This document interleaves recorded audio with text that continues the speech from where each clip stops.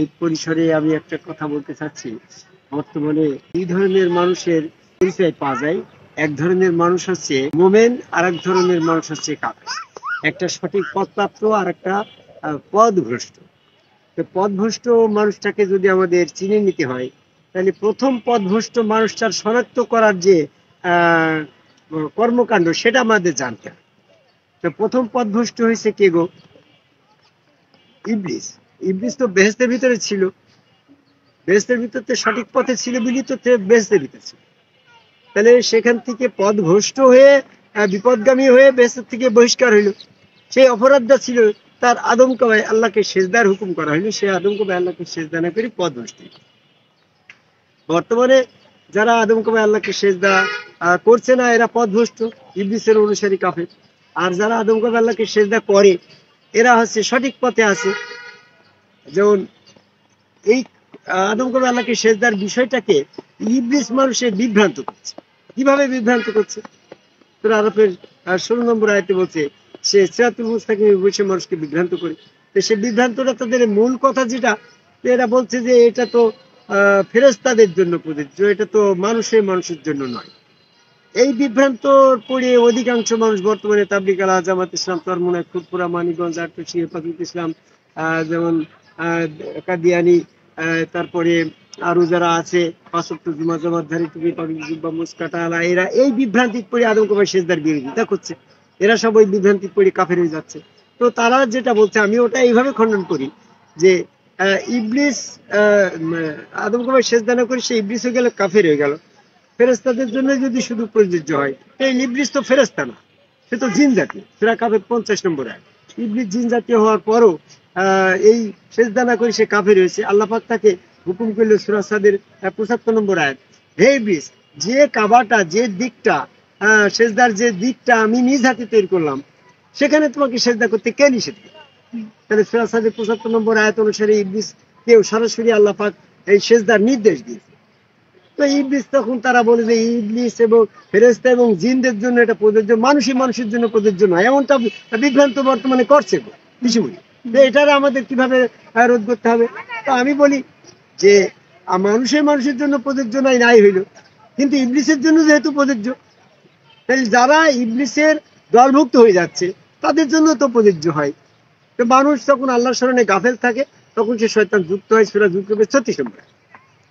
আর আদম তখন শয়তান আল্লাহ পাকের স্মরণ থেকে গাফেল হয়ে নিষিদ্ধ বৃক্ষ থেকে ভক্ষণ করলে তো সে তার সাথে শয়তান যুক্ত হয়ে গেল না? তাহলে উলাইকা হিজবুশ শয়তান, সে তখন শয়তানের দলভুক্ত হয়ে গেল। সূরা মুজাদালার 19 নম্বর আয়াত। শয়তানের দলভুক্ত হয়ে যাওয়ার পরে শয়তান এবং ইবলিসকে, আদমকে একসাথে দুনিয়াতে ফেলে দেওয়া হলো পরস্পর শত্রু হিসাবে, সূরা তাহার 123 নম্বর আয়াত। তাহলে আমরা বনি আদম সন্তান শয়তান যুক্ত থাকার কারণে শয়তানের দলভুক্ত হয়ে গেছি। কারণ আমরা তো আল্লাহ স্মরণে গাফেলি, কেউ বাড়ি করছি, গাড়ি করছি, বিভিন্ন রকমের খেয়ালে মত্ত হয়ে আল্লাহ স্মরণের থেকে গাফেলে শয়তান যুক্ত হয়ে গেছি, কখন তো বুঝতেই পারি নাই। তাহলে আমরা শয়তান যুক্ত হওয়ার কারণে শয়তানের দলভুক্ত হয়ে গেছি। শয়তানের দলভুক্ত হওয়ার কারণে আমরা শয়তানের জন্য যে আদম সেজদা ফরজ, তাহলে শয়তানের দলভুক্ত সকলের জন্য তো ওই আদম সেজদা ফরজ হয়ে যায়। কি বোঝেন এই কথা? যেমন বর্তমানে বিএনপির দল একজন করে, বিএনপির দলভুক্ত হওয়ার কারণে সে ধানের শীষে ভোট দেবে, তাহলে বিএনপির দল হলেই তাকে ধানের শীষে ভোট দিতে হবে। ঠিক এরকম ভাবে যদি শয়তানের দলভুক্ত হয়, তাহলে শয়তানের জন্য যখন আদমকে সেজদা ফরজ, তাহলে শয়তানের দলভুক্ত ওই মানুষগুলোর জন্য তো আদম সেজদা ফরজ গো, কিছু মনে।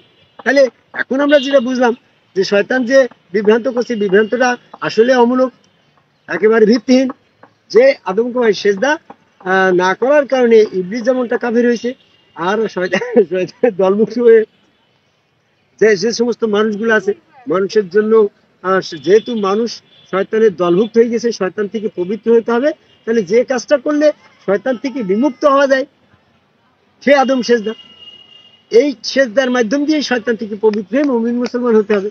এই জন্য সূরা বাকারা 151 নম্বর আয়াত এবং সূরা ইমরানের 164 নম্বর আয়াত হইল, কামা আরসালনা ফীকুম রাসূলুম মিনকুম ইয়াতলুনা আলাইকুম মুযাক্কিকুম, রাসূল তোমাকে পবিত্র করে, এই জন্য তোমাদের মধ্য থেকে তোমাদের কাছে রাসূল ব্যবস্থা করা হয়েছে। মুমিনদের ভিতর থেকে মুমিনদের কাছে রাসূল ব্যবস্থা করা হয়েছে, যেন ওই শয়তানের দলভুক্ত ওই মানুষগুলো যখন আদমকুমারী সেজদাকারী সম্মুখ রসুলের কাছে বায়াত গ্রহণ করে সেদিন সেজদা দিয়ে ভক্তি করবে, সে শয়তান থেকে পবিত্র হয়ে যাবে, সে আত্মসমর্পণকারী মুসলমান হয়ে যাবে।